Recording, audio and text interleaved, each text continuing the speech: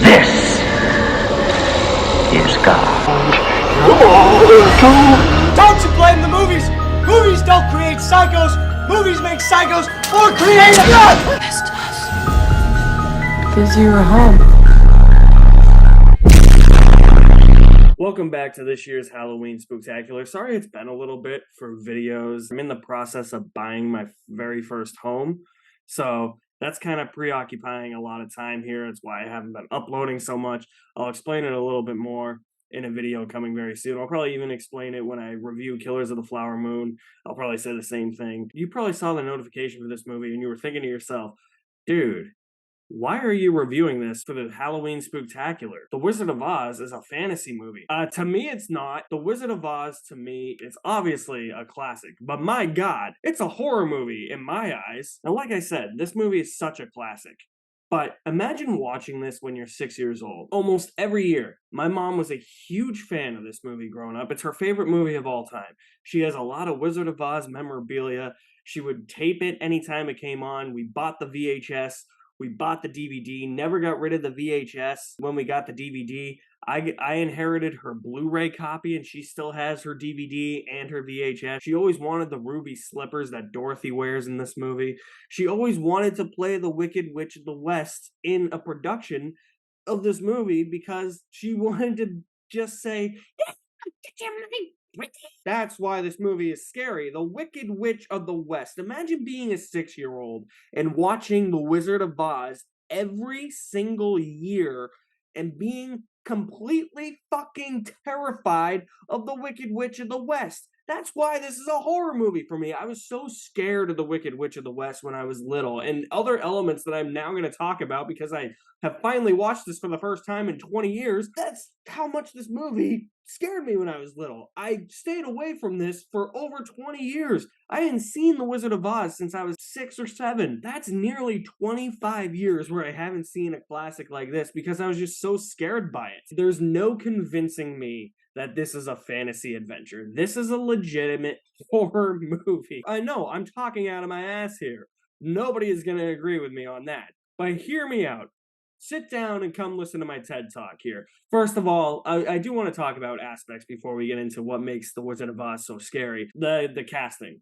Judy Garland is perfect as Dorothy. I mean, I can't imagine anybody else playing Dorothy. There were other actresses that were up for the role.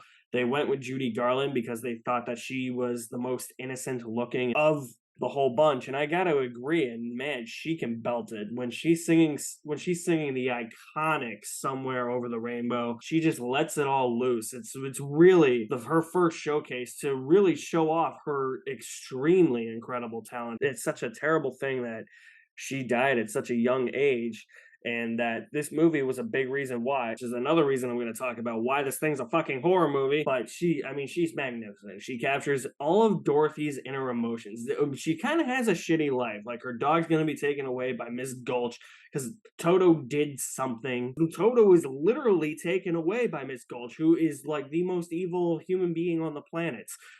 Like, what did Toto do to her? She's like the dog catcher, the dog napper. She doesn't think she has that great of a life on the farm she lives on with her aunt and uncle. We don't know what happened to her parents. She's just dreaming of a place that feels magical and mystical and is a lot better than her current situation. And that's where the song Somewhere Over the Rainbow comes from. Most of the songs in this movie are really good as well. None of them are as iconic, though, as Somewhere Over the Rainbow. There is like one or two where I'm just like, all right, skip, whatever. Like, I don't need to listen to this.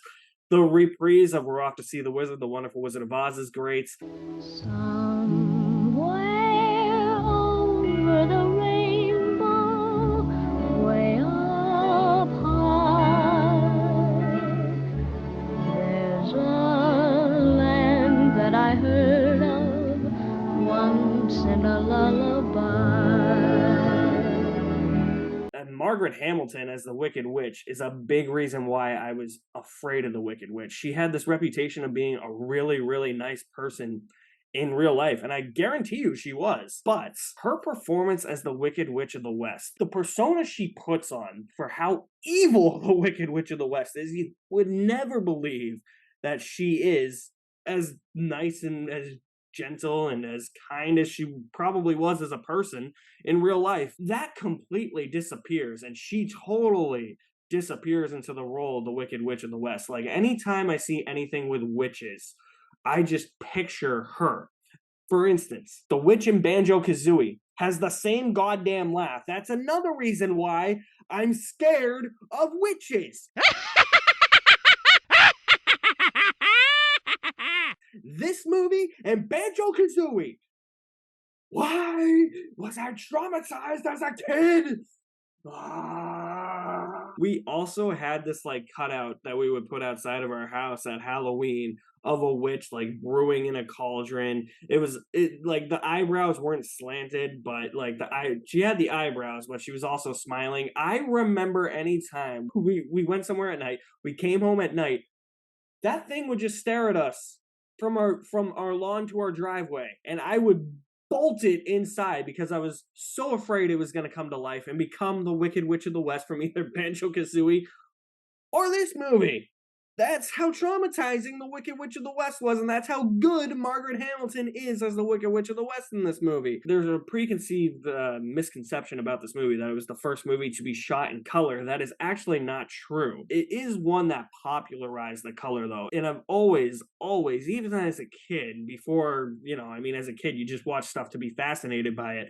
Now I'm actually looking at this through adult eyes and through, actual like fake film criticism eyes, and it's actually really, really a smart way to go from a sepia tone color palette to Technicolor. There's this twister. Dorothy's kind of investigating everything, and she opens a door, and this is when it's in sepia tone. So you get this, it's in sepia tone, and she opens the door, and then all of a sudden, this whole universe comes to life in color. And it just feels like this warm, inviting presence, this mystical, adventurous land that is so vibrant and so full of life. And I think that was the intent. I love the look of the Land of Oz. Emerald City as well. I mean, there are so many different paths that Dorothy goes down that have their own different color palettes. Like the forest has like a kind of like dreary color palette. Emerald City is this glowing, magical, lit up in the daylight type of thing. It's so fantastically done. I actually love that transition from sepia tone to color. I think back in the day, I don't know what the trailers looked like back in 1939 when this movie came out, but I don't know if they marketed it as a movie that was only in sepia tone and they were like, hey, surprise, color, when you went to see the movie. Well, imagine that. Imagine thinking you're going to see a movie that's in sepia tone or black and white, and then all of a sudden somebody opens a door or a window or draws a curtain or something, and then color. I really don't know how to describe it. It's one of my favorite transitions ever in a movie. It might be my favorite transition. And I know that we talk about 2001: A Space Odyssey, that jump cut, where the monkey throws the bone and then it cuts immediately to a satellite. I think this is better. I think this is a better jump cut. It's not even a jump cut. It's a transition. It feels so seamless. It feels like it was such a natural transition when it probably wasn't. And I gotta give him props too, because I think a lot of people, if you're watching this for the first time, like at my age, you're looking at the background and it's just like, well, that's just a mural painted. Well, no shit. It's like, yeah, it's noticeable, but it's 1939. Like, what the hell are you gonna do? Like, I mean, everything else around the mural, like the mural is in the back. It's the backdrop. You can see it. Nothing in that mural looks real.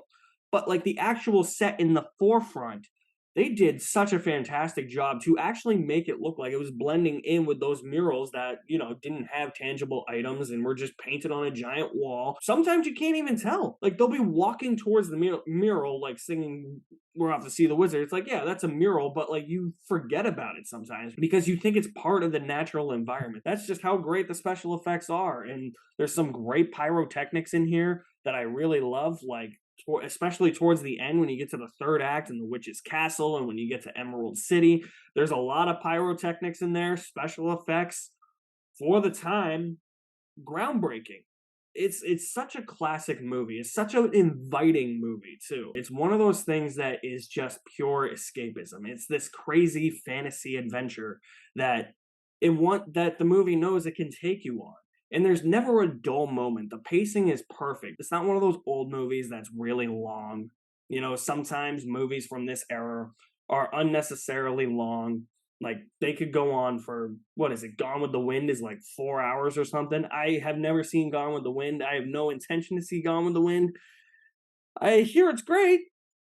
I don't know if I'll ever watch it though because it's so goddamn long and it was from this era. And you know, I mean, The Wizard of Oz is a perfect length for this movie because sometimes I think I fall into that trap sometimes where I watch an older movie like let's just say The Wizard of Oz was 2 hours and 30 minutes or something and it still came out in the same year in 1939. I fall into that trap sometimes where if I'm watching an older movie, sometimes my mind wanders because it's like, ah, oh, dude, like it's so long, it's so old. I've been watching this for 15 minutes. It feels like it's been 40 minutes. Like, what's going on here? So sometimes I fall into that trap where it's like it feels like a daunting task, but The Wizard of Oz is a perfect runtime. It's perfectly paced. It's got something happening in every scene. The plot progresses a lot more than you would think. It progresses past the idea of we're going to see the wizard to get Dorothy home. There's so many characters she meets along the way that are great characters. The Cowardly Lion, the Tin Man, the Scarecrow, which the first scene with the Scarecrow kind of freaked me out this time. I'll say that, where he's just standing still and he's pointing in one way, and then he moves and he points in another way and he's still, and Dorothy's like, wait, did he just move? And yeah, that's kind of freaky. I mean, the production value, like the flying monkeys, the costumes, everything about The Wizard of Oz just feels so mystical and in a place that feels attainable, but you know you can't get there. It's like Harry Potter. Like you want to go to Hogwarts, but you know it's not real. Like this movie, you want to go to Oz, but you know it's not real. And that's kind of the sad part. I'm gonna give The Wizard of Oz an A+. It's an all-time classic. But now let's talk about why I think this is a horror movie. Okay, as I've said, I've been scared shitless of the Wicked Witch of the West since I was a kid seeing this, and it's really put me off from watching this movie for over 20 years. It's crazy. And like the Wicked Witch, like just the way she talks, just the way she looks, when she lights her broom on fire at the end and she lights Scarecrow on fire, that was terrifying as a kid. I already stated that because of the Wicked Witch, like Banjo-Kazooie, I never played Banjo-Kazooie when I was little because I was so scared. I had that cutout of the Wicked Witch that we would always put up at Halloween outside of my house when I was little. But I've alluded to this in a video in the past with that I did with my cousin Pat. And well, I had night terrors when I slept over his house a lot of times because he would have this poster of the Wizard of Oz with a picture of the Wicked Witch smiling with her eyes closed, like she was plotting something evil in the corner of that poster, and it was just staring down at me, and I hid under the covers of God like a madman. I would have nightmares. I could never sleep because of that. Also, there's a lot of urban legends surrounding this movie. Or I should say one urban legend, but a lot of production issues with this movie. I'll talk about the production issues first, like for the fact that the green paint that was used on Margaret Hamilton to paint her green as the Wicked Witch of the West. There was another actress that was cast as the Wicked Witch. I could be mixing this up because this could either be the Tin Man or the Wicked Witch of the West, so correct me if I'm wrong, but I know I read something where it was either the paint for the Tin Man or the paint for the Wicked Witch of the West. Like, it was poisonous, and it caused a previous actor of the Tin Man or actress of the Wicked Witch of the West to have to bow out of the movie. I think it was the Wicked Witch of the West to bow out of the movie because of a collapsed lung. They weren't very careful back in the day. They were just like, all right, now we need somebody to be painted green, just do it. So like they didn't really know about like lead poisoning or anything with paint. That was freaky. You had the whole, I think nearly the same thing happened with the Tin Man because the Tin Man's painted in all silver. So you had the body paint there, or oh no, I know what it was. I was right about the Wicked Witch of the West. The person who played the actor who played the Tin Man eventually couldn't breathe because of the paint. That's freaky. Also, the way that Judy Garland was treated on sets, there's rumors going around. There's rumors since this movie has come out that she was mentally abused and physically abused and sexually abused by the actors on the sets and the actors that played the Munchkins, that she wasn't treated fairly. You know, it really messed with her mental health. It really didn't give her a lot of confidence moving forward, even though she was such a talented actress. It kind of, looking back on it, it kind of started the trajectory of where her career was going to go. And that, unfortunately, that's sad because I think this movie really did affect her. If all that stuff is true about all that behind the scenes stuff, then yeah, I think it mentally fucked her up in the head for the rest of her career, where she didn't have as much of self-confidence, or she was worried that things like that were going to happen, because she had a real bad career lull towards the middle of her career before she overdosed. And a big reason why I think she overdosed is because if true, I don't think she really got over everything with this movie that she experienced on behind the scenes. We're going to talk about now the biggest urban legend surrounding this movie, and probably the only urban legend. And once I heard it, I was like, yep, this is what makes me think. A big reason what makes me think The Wizard of Oz is a fucking horror movie. So there's this urban legend that on earlier prints of the movie, it's since been corrected, but on earlier prints of the movie, I think maybe the VHS, that in the scene right after they meet the Tin Man and the Wicked Witch shows up, it's like that scene in like the forest where there's like that random lodge there, and then they go towards the camera and they're singing into the forest, and they're singing "We're Off to See the Wizard." There's an urban legend that there's something hanging in the background, that nobody noticed it, and the urban legend is that one of the Munchkins, the actors that played the Munchkins, was really depressed. And so, without anybody knowing or without anybody seeing, he committed suicide by hanging himself in the studio. And it got captured on camera and it was never removed from the film. So, there are earlier prints where you see something hanging from a tree. And then in later prints, that's actually corrected, so you don't see anything hanging, but you see a bird standing in front of a tree, raising its neck. The director has since come out and said that no, there was no on-set suicide of any of the Munchkins. It was just a crane that was in an awkward position. I don't know, guys. I don't know how true that is. Like, the whole urban legend is a hoax. I don't know. It's too good to be true. It doesn't look like a bird in the background. If you actually watch that scene, if you can find that scene on YouTube, it's very hard to find. It doesn't look like a bird. It doesn't, like, their reasoning is it's a bird. It's a different type of bird. It's a crane. We needed to fill the scene with a bird. I don't buy it. Honestly, I don't believe in a lot of urban legends or conspiracy theories, but that is one that I think I believe in, because a lot of the Munchkins were also mistreated poorly on set too, because they were dwarfs. They weren't paid fairly. They were mistreated and abused. Again, this entire movie is fucking cursed. So, like, if that did happen, I'm not surprised, and I kind of buy into it because it's swaying back and forth in that scene. There's no way that's a crane, in my opinion. And that's what just makes this movie even more terrifying. You have that scene right before it, too, with the asshole trees that throw apples at the scarecrow. What the fuck, movie? Not to mention, if you read the book is a lot more violent. The book has the Tin Man fighting wolves or something in the forest. He's got his axe, he's chopping off their heads in the books. I'm like, thank God that wasn't in the movie, and thank God I didn't see that when I was a kid, because I would have been even more terrified. Holy shit. And everything in the third act in the witch's castle is just, it's scary. And when she's posing as Dorothy's aunt in the crystal ball, and she pops up, she's like, there's no place like home. I'm like, get the fuck off the screen!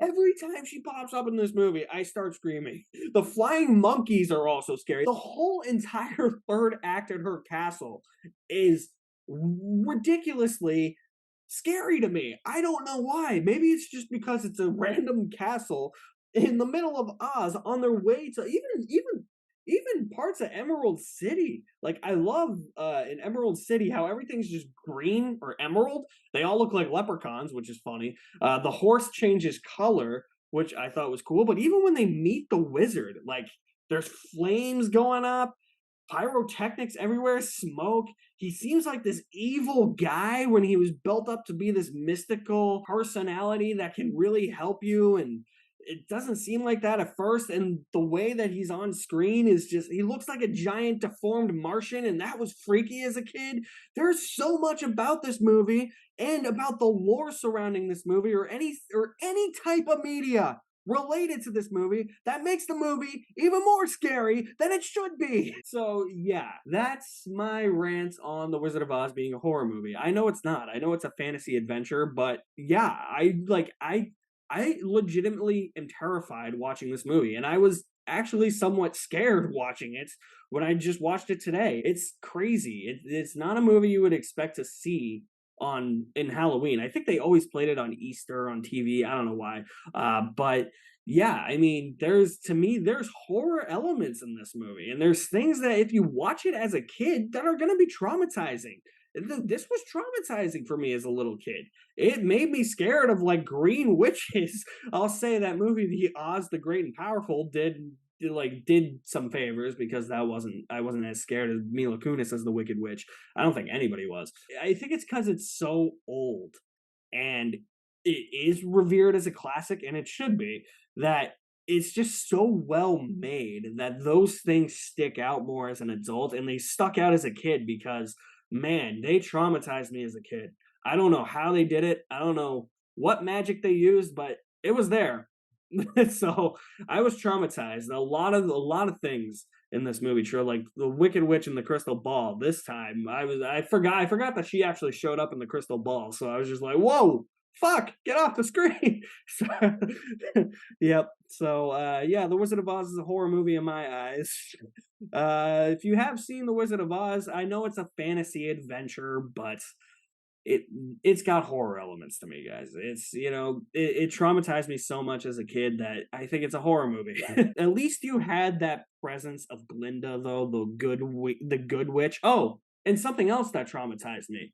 When the house fall, like, you don't see the house fall on the other Wicked Witch, but like just the legs popping out from underneath the house, and like knowing that there's a person under there and she's dead, that was traumatizing as a kid too. I was like, what? This movie, what the fuck movie? Stop fucking me up. As I was going to allude to, there is that calming presence in Glinda, the Good Witch, that shows up every once in a while. I was equating it to Ed and Lorraine Warren from The Conjuring. As I was watching it, I was like, yeah, The Conjuring is scary, but at least you have this like calming presence, or you're gonna be safe with Ed and Lorraine Warren. That's how I feel with Glinda in this movie. So yeah, it's a fantasy adventure, but man, I could call it a horror movie. I don't know if I convinced anybody. I probably didn't, but yeah, to me, that's what I got. So if you have seen The Wizard of Oz, let me know what you think about it in the comment section below. I'll leave my link to my website in the description below as well. You guys are the best. Thank you for watching. My name is Alex Madden, and I'll see you at the movies somewhere.